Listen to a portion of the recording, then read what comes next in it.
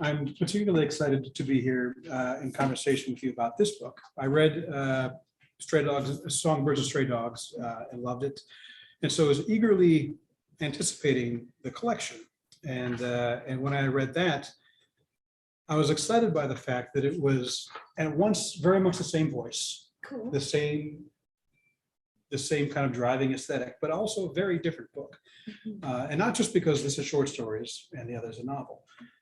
And it made me think about, whenever people find out that I'm a writer, the first question I always get, if they care, is, well, what kinds of stories do you write? Right, yeah.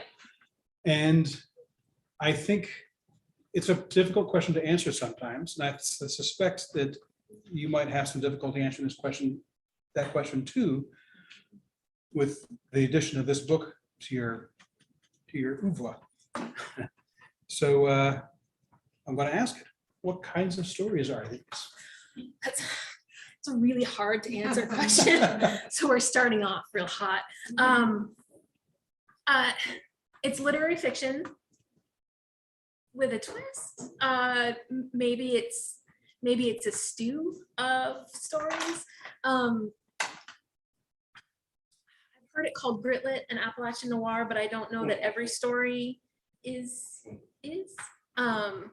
So yeah, I've been kind of thinking of it as a stew or a soup, where I think they all kind of go together, because all of the protagonists are female, except for one who only tells half of a story. I think they all, you're right, have that sort of same aesthetic that I kind of always go for. But I hope that there's some variety, right? That there's, absolutely, yeah. Yeah. Yeah, I mean, when I say the same, what I mean is like the author voice is clearly the same. Yeah.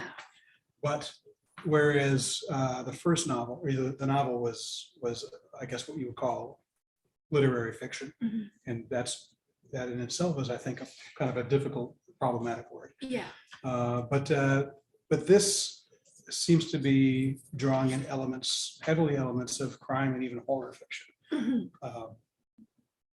I'm curious about why did you take that route? Sure. So yeah, I literary fiction is such a difficult to define term. I like to think of it as sort of like character forward fiction, instead of plot based, maybe character focused or theme focused. I noticed with Songbirds, when it came out, it found a community in the horror community, which I was like shocked about, because I did not see Songbirds as being a horror novel in any way, but it found a home, and some fans and a lot of like YouTuber type folks who were really into it. And because of that, I kind of started reading more broadly. And I started reading Laurel Hightower and your work.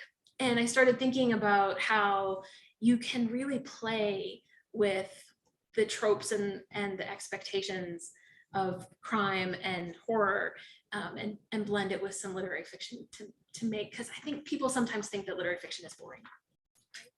Right? It can be quiet. Let's say quiet instead of boring.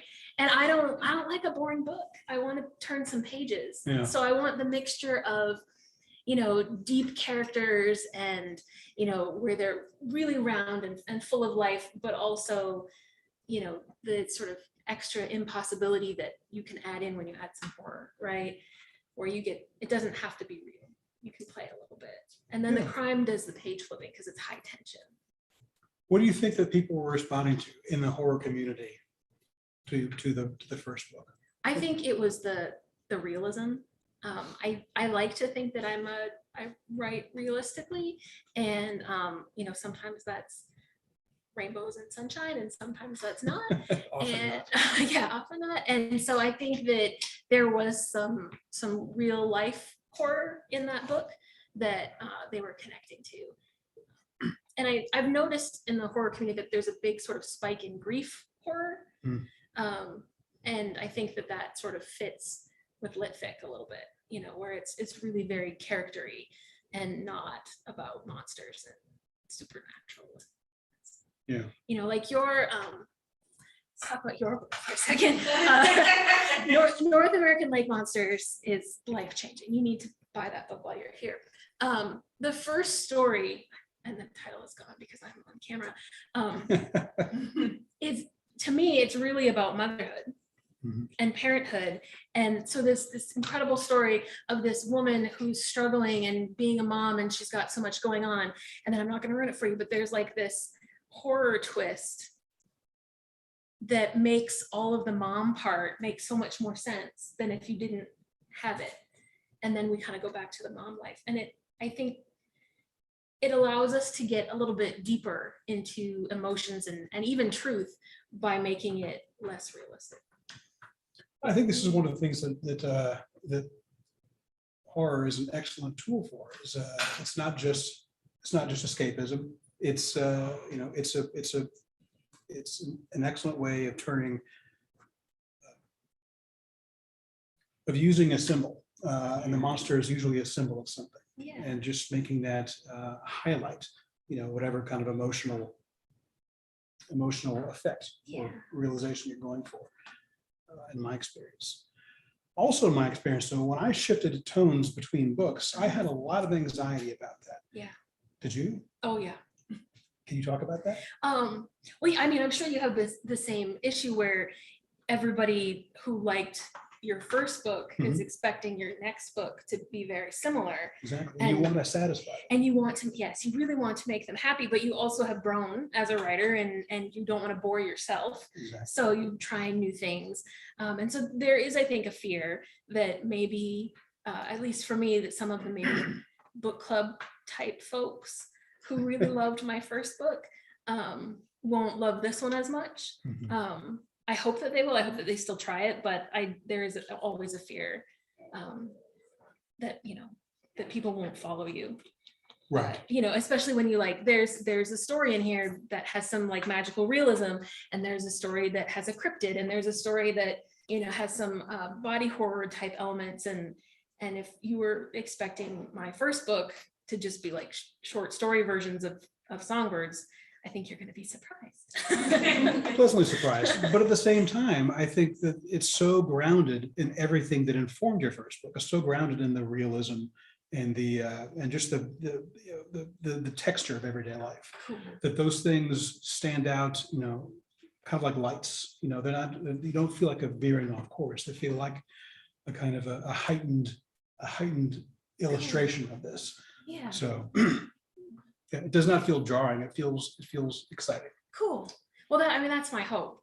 That adding those kind of unexpected elements enable us to get somewhere deeper and realer, and not just. I didn't just include a cryptid or weird gory elements just for the hell of it. Fuck with you. It was intentional. Yeah. Is my voice carrying over there? Do you hear me? Okay, good. So if you had to just talk about, all that being said, if you had to describe what this book is about, if you had to give it an elevator pitch, are you able to do that? I would say that it is about how the world is stacked against women. I would say it's a very personal book. It's a very angry book.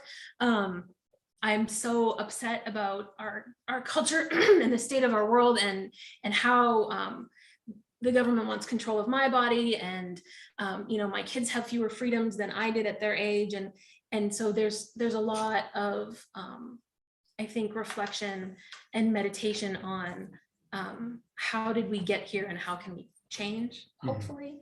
But yeah, if I had to just in some markets, I would say it's feminist crime fiction. In some markets who don't like that word feminist, I would say it's female focused crime fiction. But it's probably not totally crime fiction though either. So that's just me trying to get them excited about the book. Lauren's like, yeah. Well, speaking of crime fiction, and going back, I think, to the question of genre a little bit. It's been mentioned that this is there are elements of crime and horror kind of worked into this, And so I'm curious about, before you started thinking about these short stories, and when you were the writer who just had written your first novel, had you had much, let me phrase that better. What was your experience with crime fiction? What do you like about it? What do you respond to? Sure, I love the tension of crime fiction. I less the like whodunit part, you know. I think that if you're most mystery type novels, if you're really reading them to figure out what happened, you're going to be really disappointed because you're going to figure it out right in the first like 1/3 of the book. But in crime fiction, I'm really drawn to the characters, which is that weird like lit fic vein running through. You know, when a crime happens, there's people that surround that crime, you know, that are victims or who are related to the person who perpetrated the crime or who are involved in solving the crime. And that's so human, right? That we have people in our society whose jobs it is to fix stuff. And what's it like for them to live in a world where they're always just buried in, you know, meanness and people being terrible to each other. And so I found that really interesting. So yeah, I love the tension of crime fiction because you don't want to be bored and you want to be flipping pages. But I like to create that tension by building characters that you care about, and then putting them in sort of lawlessness situations, so crime. But it's not really like, oh, you know, somebody got stabbed and we have to figure out, you know, who did it. It's somebody got stabbed and, you know, his wife has fallen apart, you know, or what's the healthcare workers have to deal with, you know, this person who got stabbed, or what does the police have to deal with? And I find that whole sort of human element really interesting. I think maybe that's why I in particular responded so enthusiastically to these stories, because the same kinds of things were driving me in my earlier book, where it was like you've got the horror elements, but that's like put that in the background, and what's the ripple effect of that? How does that affect everyone who witnessed it or experienced it going forward? I think Your Good Husband does that. Like that's exactly what it is. If you guys haven't read the story in Nathan's first collection, it's really a story about a marriage and the worst possible thing that could happen in a marriage, and then how anything can make it worse with horror. But it's really about their relationship and the relationship between you know, the husband and the daughter, and how they're going to survive this terrible act. So maybe I'm copying you. Well, you mentioned that if you had to say this book was about a thing, it was about how the deck is stacked against women. And you also mentioned earlier that I think nearly every protagonist is a woman in the story, and I presume that was a conscious choice. And can you talk about that? Well, you know, like this is not every short story that I've written for the last, right, you know, right. So when I started noticing what my publisher Shotgun Hunting was doing with Appalachian noir and crime fiction, I started thinking about how I could put together this collection that would be interesting to them. And I just, most of my stories are about women, and so I just decided that any of my stories that had male protagonists, I wasn't going to even consider as one of the ones that would go in here. But I really, there's just not enough women in crime fiction. And so often, if there is a woman, she's the victim. She's so rarely the solver, and even less often the perpetrator. And like that psychology is fun to play with, right? Like why, when somebody does something, you know, they never think that they're the villain. They always think that they have reasons. Right. And so that's really fun to play with that as a writer. And so yeah, I wanted to see more stories about women, and in that world, in that crime fic world. That leads very well to my next question for you, which is, again, something that I responded to a lot, was the fact that these protagonists, or all the characters, but it's especially striking to me that they're often the protagonists too, are not necessarily good people. You know, they're they're complicated, they're morally compromised. Sometimes they're, you know, there's an interior ugliness that gets manifested through their actions. And that's something that I don't feel like we see a lot, especially with women protagonists, to be honest. And it reminds me of how excited I felt when I first read Gillian Flynn. I was like, she's just going right to the darkness of it all, and it was so refreshing and satisfying, and I felt that here too. And I can't remember if I read this from you somewhere or heard you say this somewhere, but you used, I think, the phrase "not hiding the ugly," and I would love to hear you expound on what you mean by that. Sure. I'm sure you get this question too, like when did you know you were a writer, or have you always wanted to be a writer? And no, I haven't. I've always been a reader. It wasn't until I had postpartum depression that my therapist, we kind of worked out what I should do to save my life, and writing was one of those things. And so I came to writing. I started with mommy blogging, which I know it's crazy, and just sort of decided that it was better for me to deal with what I was dealing with in a fiction way instead of exposing everyone that I know and love to, the whole world.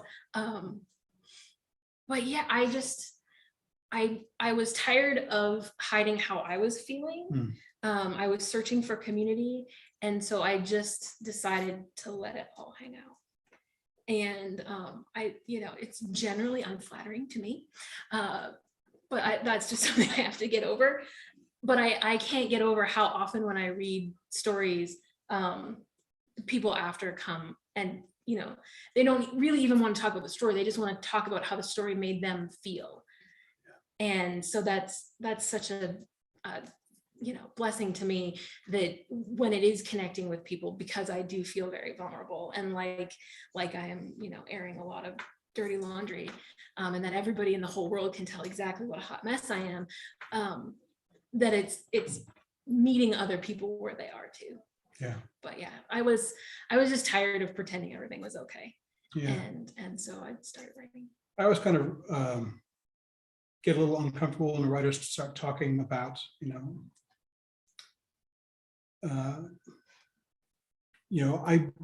I bleed on the page, that kind of nonsense. But at the same time, I think that my theory has been that if you write towards your own shame, the thing that you don't feel you can talk to people about, that's the same thing that anyone doesn't feel they can talk to anybody about. And so when they see that on the page, the secret thought reflected back at them, there's a catharsis that happens. There's a recognition, I think. And I think that's where you get really, really powerful, powerful stories. Yeah, I agree. We were talking about motherhood. I know that I could not have written my first book without having been a parent. Yeah. How does motherhood impact this book? Well, I mean, because I started writing because I was a mother, and I guess I sound real self-obsessed here, but I really wanted to, work through my feelings, and so all of those feelings kind of happen around motherhood for me, and how it's changed me as a person, and how, these are my beautiful children, for everyone. They're the most incredible gift that I have ever been given, but it also was really hard for me to be a mom, and to accept how my life was changing, and all of these different things that I felt just really out of control. And so I think we have a lot of moms here, some good, some less good. But they're all trying really hard. And so I that's probably me on the page a little bit too much, but that's, I didn't start writing until I was in my early 30s. And so, that's really my whole life has been being a mom and a writer together. And so I just can't separate them. Yeah. Do you ever feel pressure from readers, or from yourself, or from members of your immediate world to just not write such nasty stuff? Can't you just be nicer? Can't you write anything with a happy ending?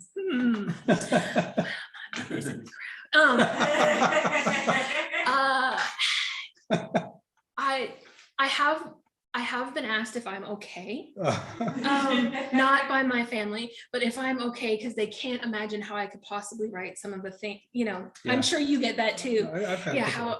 how can you possibly be so normal and write such terrible things? And I have been told that I maybe cuss a little bit too much. But all of the other is all on me. It's all entirely my anxiety about like how much easier would my life be if this was a beach read, Yeah, right? Or a comedy. Right. And especially here in the South, all these Southern women with these, beautiful 3-name, covers, and they're beautiful, and everybody's excited, and book clubs come and they have like parties around their book, and then I talk about my book and all the people who died, all of the terrible things. And so I do sort of wonder, like, oh, what if I wrote something lighter? Would that be easier on me? But because so much of this is just me doing therapy on the page, I don't think I could. Yeah, I bet it would not be easier at all. I bet it'd be What about almost you? impossible. Do people ask you like? They used to. And yeah, I would get some of the same stuff like, well, you're such a nice person. Why are you? It's like, that's big. I can be nice because I can siphon all of that elsewhere. Right. And also I think that writing dark things, and this might be a little congratulatory, Okay. but I do think that writing dark material is, I think in order to do it well, you have to be practicing a certain level of empathy and sympathy for human beings. So you got to feel how awful the awful is in order to effectively communicate. This is what I tell myself. Yeah. So. No, I feel that, because people ask like, how do you write somebody who's done this terrible thing if you've never done that terrible thing? It's like, well, how do you write anything that you haven't done? Yeah. You just you research and you empathize and you imagine. And if you're a sensitive person or an observant person, I think that you've lived through enough hard that you can write hard. Yeah. And you've lived through enough heartbreak that you can write heartbreak. Yeah. Absolutely. So there's a story that I think you wanted to read. Yeah. So I want to read Buttons, which I want to read it because it has a little bit of body horror in it, which for you who are unfamiliar, that's just a horror element that includes. But Nathan taught me how to do it in his collection, so it's pretty cool to get to read it sitting next to him. So. Tilly didn't want to go play outside. She didn't want sunshine on her face or to make mud pies. Meemaw wouldn't let her ride her bike down the dirt road to town, and Tilly couldn't imagine using the heavy yellow phone in the kitchen to call someone from school to come over and play. Not with Meemaw's collection all over the house. She wanted to stay in and read the new book she got at the library and wait until Meemaw fell asleep in her chair and sneak some cookies from the jar real quiet. But Meemaw said Tilly was making too much racket for her to hear her stories. And besides, young girls need fresh air to grow strong, she said. She also said that Tilly should be seen and not heard, should keep her knees together, and that she should always wear a smile, even if she didn't feel it inside. Meemaw had a lot of opinions on how to raise young ladies. Most of them had to do with Tilly not growing up to be like her mama. Like somehow it was Mama's fault what became of her. Tilly patted Buttons, who didn't move from his place on the couch, and rolled her eyes, but then remembered the new shoes that Meemaw had bought her on the first day of school, for the first day of school next week, and ran to the back door. "Wear your rubbers," Meemaw called. "Don't get those new ones all muddy and ruined." Tilly sighed and frowned, and then looked at her old, beat up, 3 sizes too large hand-me-down boots. The only good part about going to a new school and a new grade was the new things. Mama didn't ever have enough money for new stuff, and Meemaw neither. Tilly was used to getting her clothes secondhand, her cereal in a bag, and making do.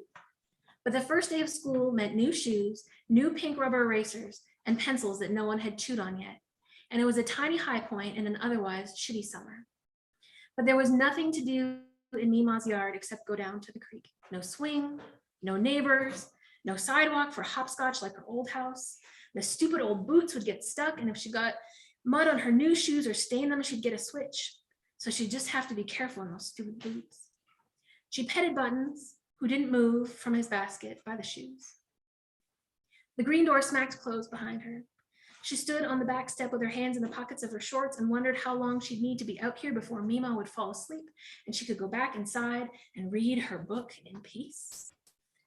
The afternoon sun made the skin on her arms and neck tingle. She walked towards the shade down by the creek. She picked up a long stick along the way and decapitated some black-eyed Susans. She squatted in the shallows and watched the clear water bubble by. She floated her stick and wondered how long it would take to get to the next county. Maybe next time she'd bring a note in a sandwich bag, tie it to the stick and see if she could get a pen pal in Tennessee or even Georgia. She picked some pretty stones and put them in her pocket. The water was ice cold. It was always freezing coming down from the mountains. Mima told her about how they used to keep their milk cold by keeping it in the creek back when she was a girl. Tilly imagined walking out to the creek in her jammies with a bowl of cereal and laughed. She picked some daisies and pulled the petals out, throwing them into the air and running beneath, pretending the petals were snow, pretending that they were rice at the end of the wedding and she was the beautiful bride, pretending they were the soft caresses on her cheek where her mother's long hair tickled her skin when she kissed her forehead. She wondered if her mother still had long hair or any hair at all.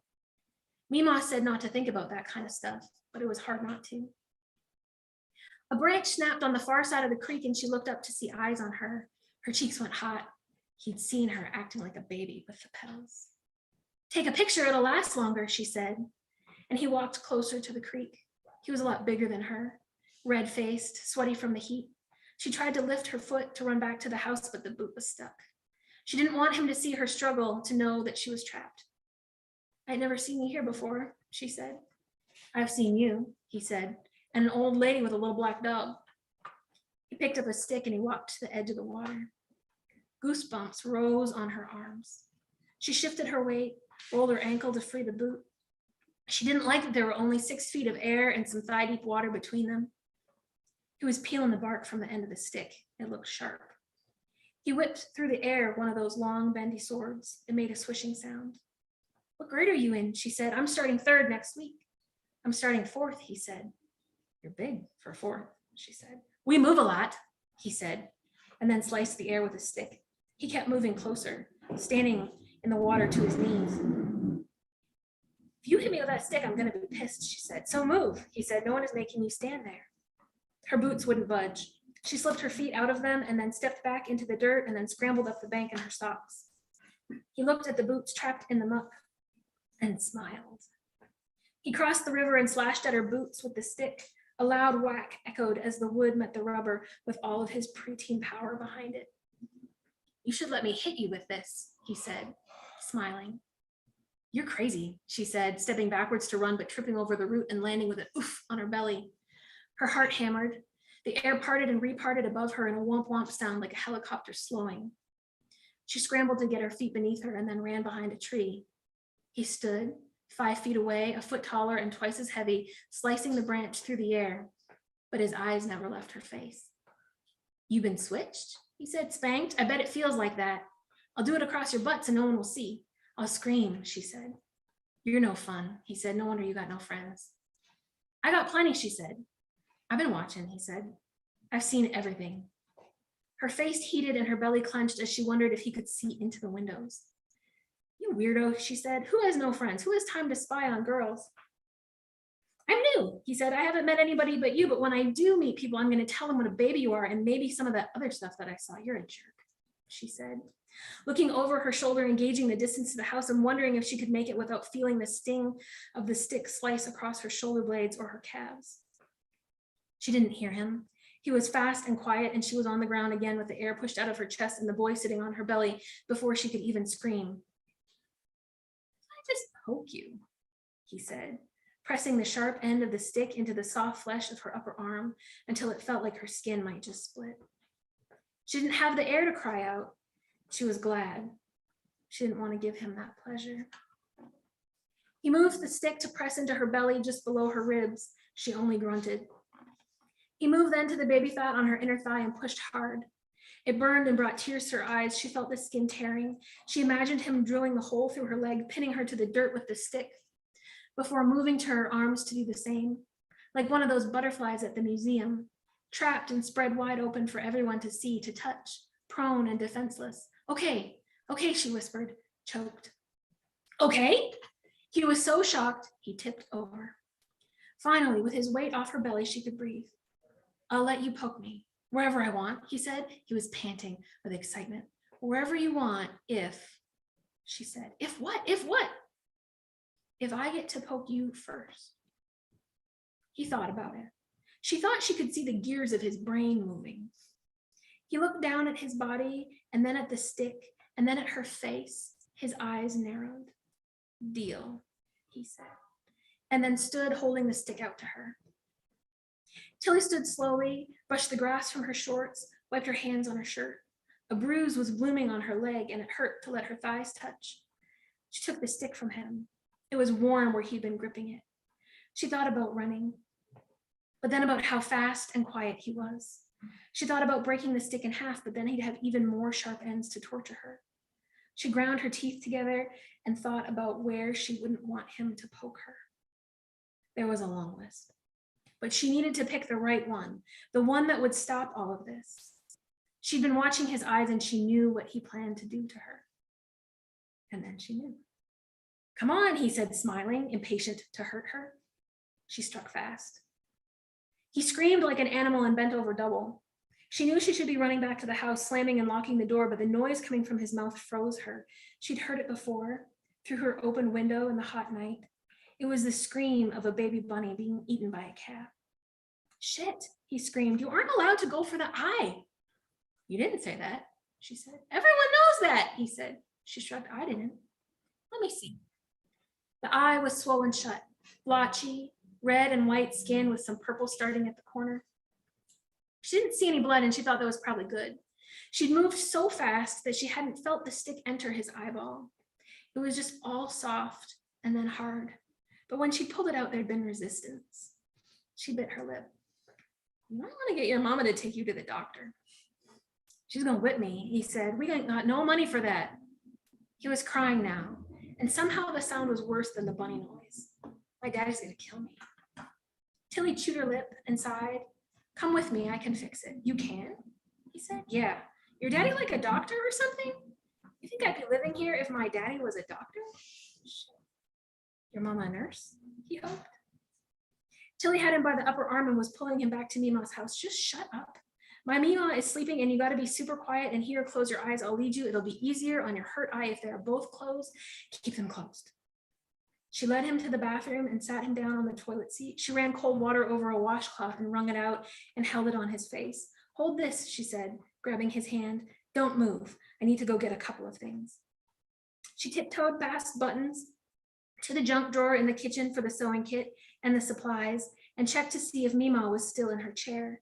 Seeing her with her head tipped back, mouth opens and Buttons in her lap, Tilly snuck back to the bathroom and closed the door quietly behind her. Cookies? He said, looking at the tin. What is wrong with you? She said, when does this ever mean cookies? He shrugged, I'm hungry. Move your hand, let me see. She had to use her fingers to push the flesh of his eyelid back to see the ball. He sucked air through his teeth. There was a dark gash to the left of his pupil and all of the white had turned bright red. It reminded her of when the birds pecked at Mima's tomatoes in the garden. Her stomach turned over and bile rose in her throat. She took a deep breath. It's just a scratch, I can fix it. Happens to Mima's dogs all the time. What? He said, I'm not a dog. Pugs, she said. She loves them, totally obsessed. They have these giant eyeballs and they get scratched all the time. And so you put some ointment on it and then you sew it shut for a day or two and then it's all fixed. You just gotta let the eye rest. If you keep moving it, it doesn't heal and they go blind. Blind, he said, and started to breathe quick and shallow, his shoulders jerking up and down. I don't believe you. You could just go home, she said. No. She has like 10 of them, Tilly said. I know it's weird, but it's true. He nodded. She squeezed a line of ointment from the metal tube on her finger and rubbed it in his eye. Jesus Christ, he said. Shh, she said right in his face, her spittle dusting his cheek. It hurts, he said. Sorry. I'm gonna need you to hold still for this next part, though. I don't want to jab you in the eye with a needle. Can't I just hold it closed? He said, no, It won't heal. That's what the vet said to Meemaw. But that's a dog, he said. Tilly rolled her eyes. You're not going to forget, even for a second, for the next 2 days? You want to be blind? He sighed. No, you're right. You got to be quiet, too. We can't wake Meemaw. She's going to march us over to your mama, and you're going to get switched. He whimpered as she slid the needle into his lower lid between his eyelashes and then the upper, pulled it tight, like darning a sock, like putting a patch on her jeans. And again, and again. The skin came together in the seam, the black of the thread stark against his pale lashes. Okay, she said, just one more thing. And she reached into the sewing kit and pulled out a round black button. What the heck? He said, peeking through his good eye. You're not sewing that button on me like a doll. That's probably just like a dog thing to make the dog look more normal or something. We don't have to do it. It's important, she said. Something to do with the pressure on the stitches. You don't want to rip these stitches, and I ain't that good at sewing. Besides, I got these sunglasses for you to wear. Start thinking about how you're going to hide this from your mama until we can take the stitches out. He moaned a little as she attached the button and then stood back to look at her handiwork. The button was a little off center and horrifying. It made her think of an old doll that she had found in the puddle at the grocery store once. Perfect, she said, just like buttons. She dusted off her hands and put them on her hips. He sighed. Okay, now we just got to get you out of here before Meemaw wakes up. He whimpered a little. She was so distracted by the relief that she felt for having him almost out of the house that she forgot to tell him to close his good eye. When they got to the back porch, he was green. Which one of those dogs was Buttons? He said, gesturing to the 10 taxidermy pugs that filled Meemaw's house. They all are, she said. That's the best part about pets. You never really lose them. And when they die, you know what happened to them. And you're not worried about where they are, what they look like. They look cute forever. Was it their eyes that killed them? He said. Some of them, she said with a shrug. You're crazy bitch, he said. I thought you said you'd been watching me, she said. I don't hide it. He ran. She smiled until she went back inside and found Meemaw's eyes on her, Buttons still in her lap. You can't treat boys like dogs, Tilly. Tilly thought about the look on his face, the wild pleasure in his eyes as he pinned her down and pressed that stick into her thigh. The same look that Daddy had the day that he took Mama. Why not? She said.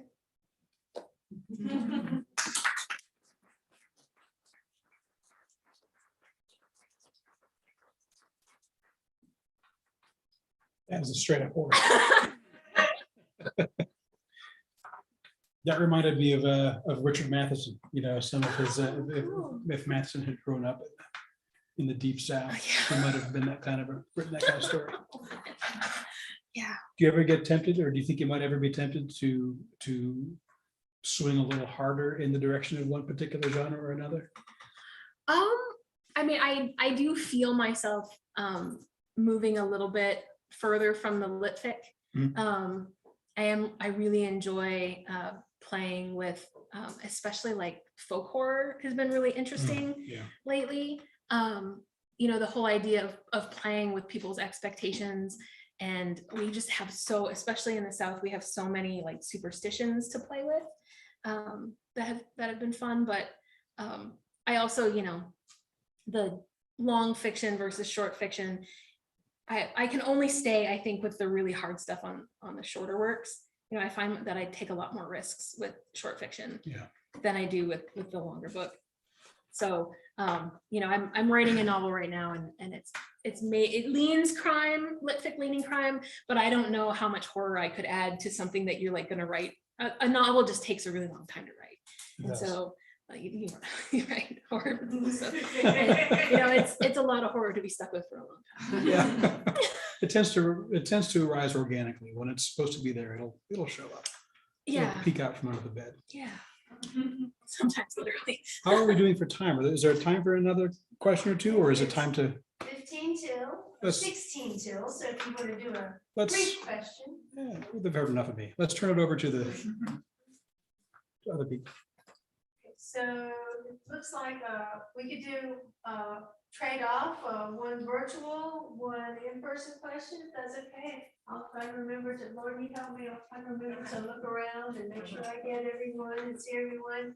You alluded to something you're working on. Mhm. How's that going? Do you want to talk about it, or is it horrible? I'm working on kind of two things right now. I have I have like 30,000 words of short stories. So that's like about half of another collection. I'm calling it Furies because it's even more angry, if possible. And so I'm excited to work on that, but I'm also working on a novel called Who's Gonna Miss You, and it takes place in Henderson County, and it's a single mom comes back to Hendersonville to take care of her ailing mother, and terrible things happen. Hooray. Yay! It's fun, and I don't know about you, Nathan, but it's nice to be able to kind of move back and forth between longer projects and shorter projects. Absolutely. Right, when your longer project starts to feel too hard, you can write something short and break it up a little bit. Yep. Live audience question? Oh, just one. I'm just curious about authors who have influenced you. When I hear you, I hear a lot of Joyce Carol Oates in Oh, cool. her short stories. I don't know if that's someone you've read. Cool. I have read Joyce. I don't know that I would have listed her. I mean, I love Bonnie Jo Campbell and Dorothy Allison. Yeah. In sort of the lit fic world.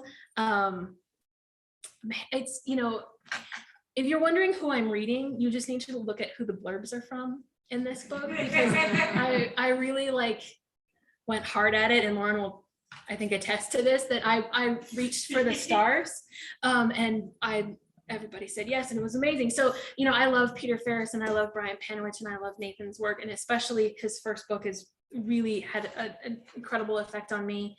Oh God, I'm a big reader, so there's so many, there's so many folks, but we all love Wiley Cash, and I love especially his first novel. David Joy is a good friend of mine, and his work is beautiful, and he just has a brand new novel that came out last week. He'll be here on Thursday. His novel is gorgeous, and you need to get it. We have a lot of incredible Appalachian writers here. This town is just full of us, and so it's Infested, one might say. infested. Yes, infested. So yeah, I read a lot, but if you're wondering and look in the inside and all the blurbs, and those are all people who I just needed to say nice things about my work. And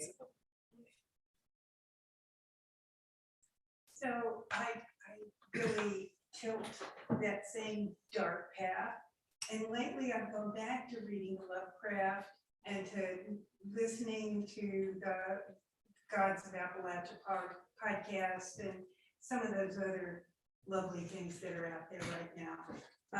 Is there any podcasts you listen to, or any old fiction? I'm gonna admit that I do not listen to any podcast, which makes me feel like such a Luddite for saying that. I just I like silence, because I don't really get a whole lot of it because I have small children.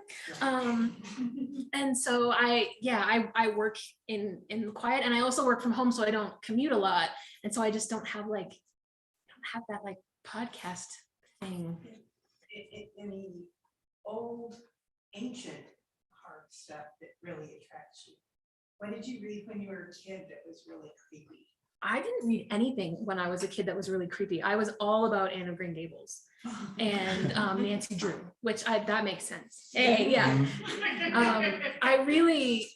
That's why I was so surprised when Songbirds found this horror group, because I just was astounded. And then, I started kind of getting paired. My book was getting paired with other writers' books, and that's how I found Nathan's book, because people were talking about, Asheville authors who write dark, and I started reading, and I was like, this is just wild. And now, I read more horror, not horror all the time. My husband is a great horror reader, but I have included it and not just reading lit fic anymore. I read a lot of thrillers and some horror. But yeah, no, I know nobody old. That's terrible. This is a little quiet, so we've got something. I was wondering if you could talk about the role of regionalism in this collection, as compared to your novel, because I resonate with writing a book of short stories where it's mostly set in one place, but maybe some remnants of an earlier place are creeping in, because I think we have similar trajectories. I've been in Western North Carolina most of my life, so about 30, most of my adult life, about 30 years. But my my proper roots are in the rural Great Lakes region, which I think I can hear in your accent on certain words, because that comes out mine too. But and so I was interested because well, for a couple of reasons. One, when there was at least one story here, Monster Beneath It, where that's far upland, that's far north, you know, and that's not here.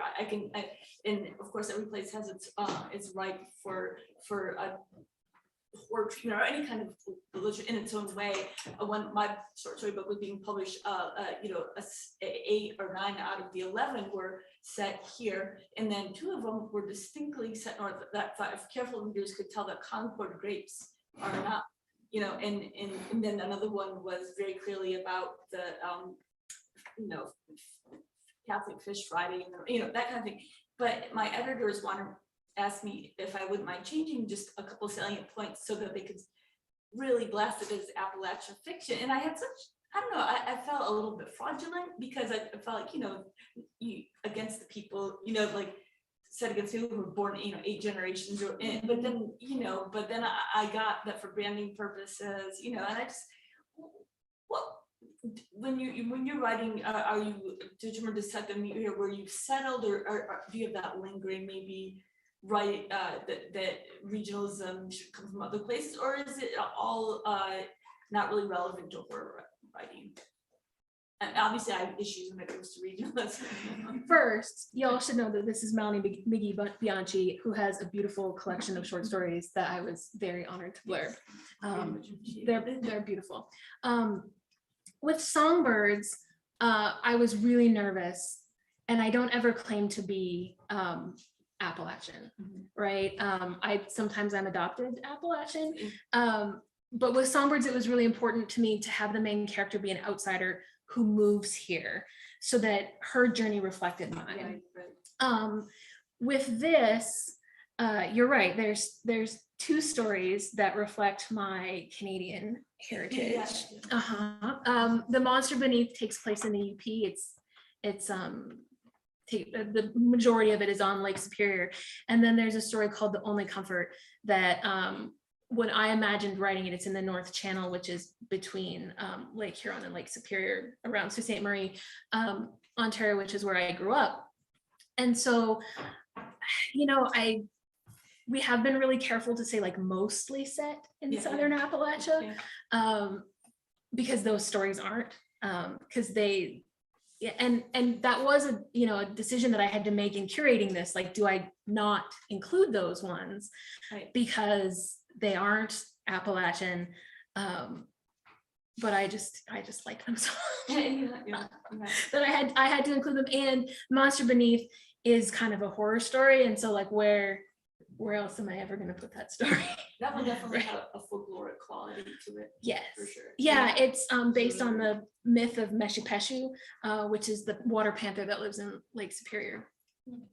Or maybe lives in Lake Superior, depending on what you think about that. But yeah, I'm always really careful and nervous and sort of tiptoe around the idea, because I recognize that I was not born here, but I've also lived in the United States since I was 23 and lived in, Western North Carolina for the last 15 years. And so I don't have a whole lot to go back to, Sure, right? Like it was just like, especially where you have your kids, where you sit down. Yeah, this is where my roots are, and I really like to, I like to write about stuff I hear on the news.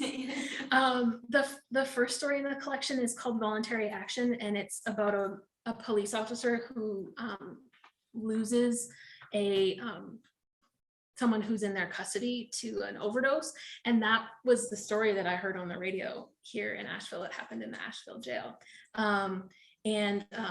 Another one of the stories, Karma, is based on, I'm not gonna tell you anything about that one because it's gonna ruin it for you. It's based on a story from Henderson County that I just heard last year. And there's, I like to read the New Yorker and pull stuff from it. And so there's a story about how South Carolina did not evacuate its low-lying prisons, even though all of those people were at risk of being drowned. And so, you can't both write about here and write about home and, hope it meshes together. I think you have to just like claim it, right? Yeah. Like, this is a story about here, which is my home. Right. And So we're almost at the top of the hour. If you have any more questions, you can take them to Meagan at the book signing portion. Any concluding remarks? I just want to thank Nathan for he is, for a horror writer, no, he's just been such a sweetheart and a doll. And when I reached out to him to blurb my book, he was so kind. And then his blurb is so kind. And then he's willing to put up with events, which I don't know if you know, but authors don't really love talking in front of groups of people. And so he was very kind and agreed to do this with me, and I will be forever grateful. So thank you. It was an honor, truly. Oh, Thank you all so much.